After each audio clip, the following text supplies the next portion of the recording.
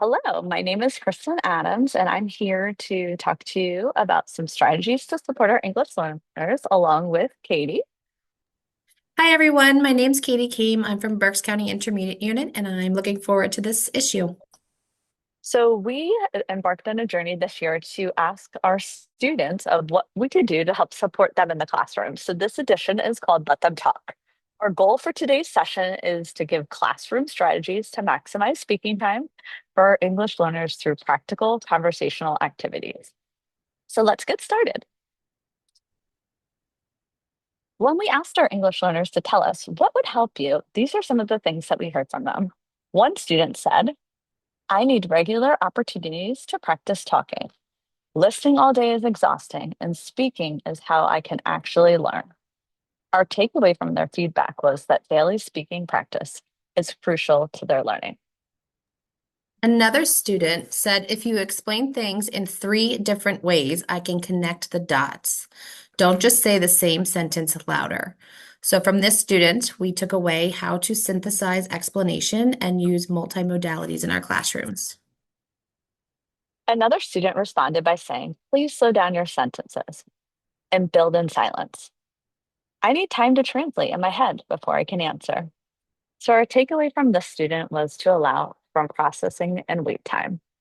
We're going to use our student voices in this edition of Let Them Talk. So here are some ways that we can help them. But before we get started, let's talk about the reality of the classroom time and the gap that we often see. Direct instruction versus student voices.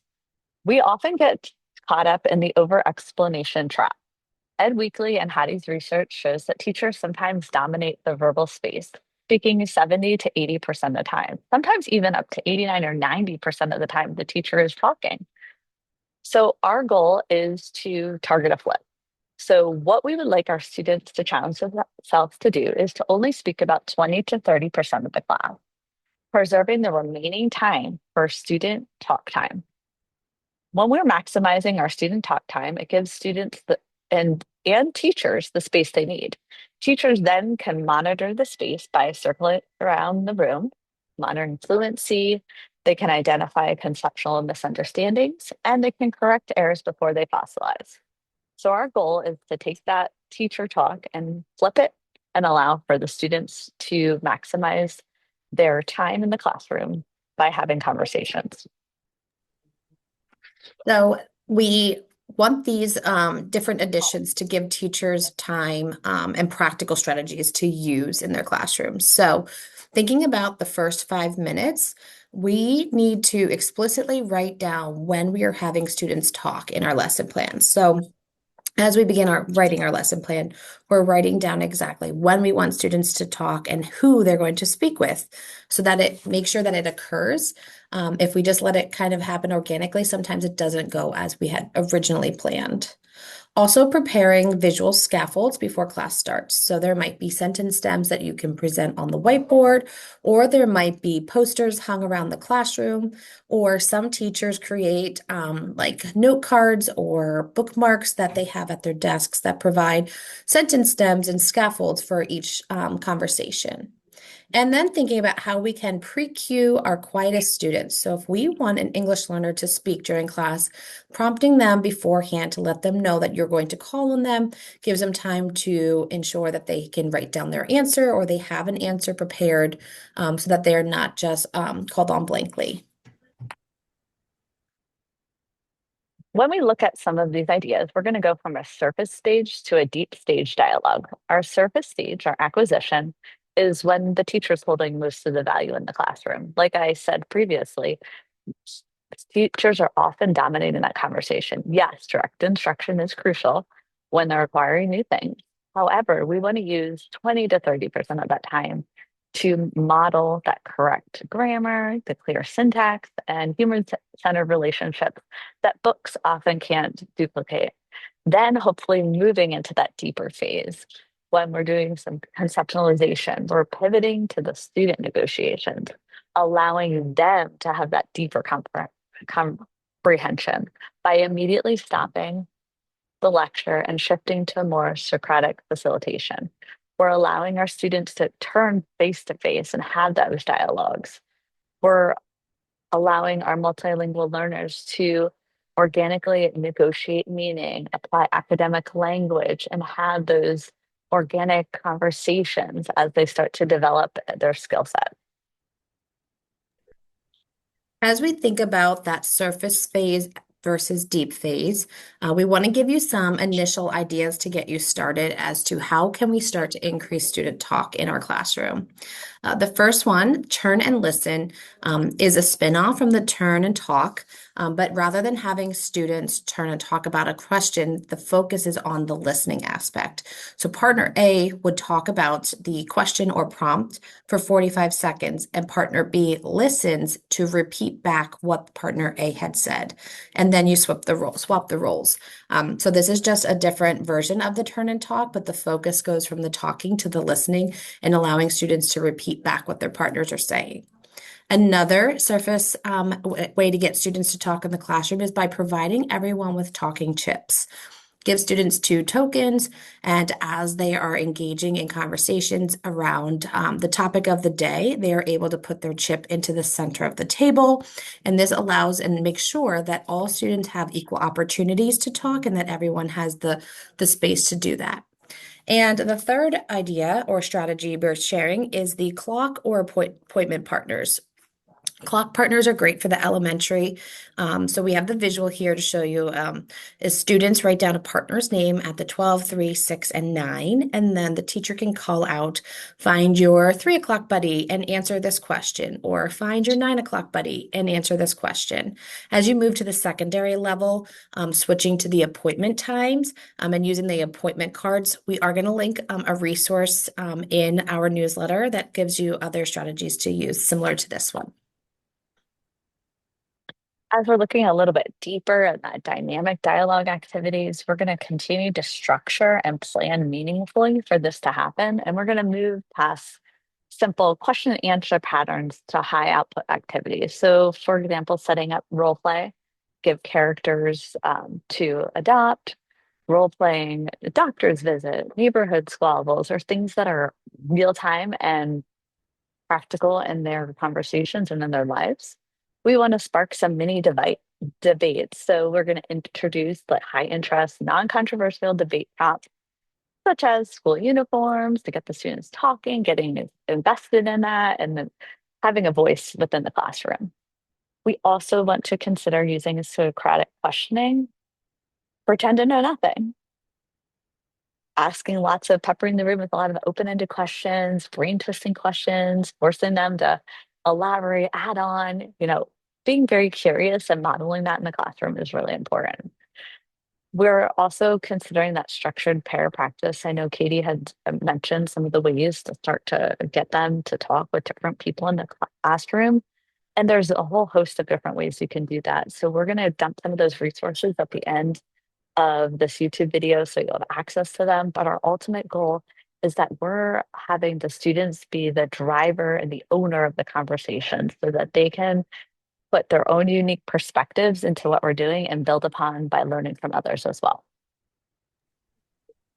So continuing on that surface level, thinking about ways we can incorporate scaffolds, and many of you probably already do this, providing word banks. So giving visual arrays for vocabulary, whether it be on the paper they're working on or having a class word bank on a bulletin board within the classroom. But we can use 4 to 5 key content words. Providing an icon or a visual with it also would help students to retrieve that information. Sentence starters, again, posting them on the whiteboard, having posters around the room, little note cards or bookmarks, which will have those incomplete phrase stems that allow the students to add on to, like, this is important because, and then the students can finish that. This will allow the students to kind of take their turn and talk and move it along and into that deeper conversation. And then sentence frames. So as we're beginning to help and support students not only with their dialogue, but also writing, providing those framed structures. While blank, believe that blank, I argue that blank. These are really great for those academic prompts and debates that need to take a simple answer and push it a little further. So we're going to take it a next step as we look at some deeper dynamic scaffolds for dialogue. So considering our ungraded writing, so formulating ideas silently on paper, allowing them that opportunity, just as we give them wait time when we're in the classroom to think before they respond. Another idea is being cognizant of the different styles that we have in our classroom. Maybe it would help them if they take a few minutes to write it first, posing those open-ended prompts and giving them some silent writing time before you put them with anyone, letting them have their ideas first. The sophisticated frames move students beyond basic one-word answers, similar to the question stems, but it's actually guiding them of how to go back and forth. So partner A says this, then partner B challenges. So you're kind of taking those sentence frames and putting them together in a way that they could see how the dialogue goes from partner A to partner B. And think, pair, share, that's always going to be up there, but just think, pair, share. There's a whole host of different ways that we can do that. Think pair right, think pair square when a pair finds another pair. What our goal is to give them time to talk, but also have an opportunity to plan and think before they get to talk. So we're getting our students as immersed in the conversations, the dialogue, and giving them that multiple exposures to the vocabulary and the way the syntax of language is working. So adapting our delivery, in our last issue, we talked a lot about that pacing, repeating, and rephrasing. So if we want to think about three ways to kind of adapt our instruction tomorrow, think about how we are explaining the instructions or giving them the explanation of the content. And we need to think about increasing the ways we do that. Don't just repeat the words louder. That was one of the feedback from the students was, just don't say the same thing over and over, just get louder each time, but think about how we're incorporating physical gestures, sketches, there might be synonyms. You might be having them read something or write something or doing it auditory, but thinking about how we can increase the multiple ways we're explaining the content or instructions. Another is the strategic pause and wait time. I know it is always that uncomfortable silence that oftentimes teachers struggle with, but that 3 to 5 second pause is really important for our English learners, as some of them might need to translate and they need that time to start to gather their thoughts so that they can participate in the conversation. And the last is the echoing and conversational uptake. So asking peers to restate ideas, thinking back to that turn and listen. So they're really listening to what their peers are saying in the classroom. And then we're asking them to restate what that person said. And then they can build upon it. And you could ask if someone has something different, if they agree or if they disagree, to kind of keep that conversation going.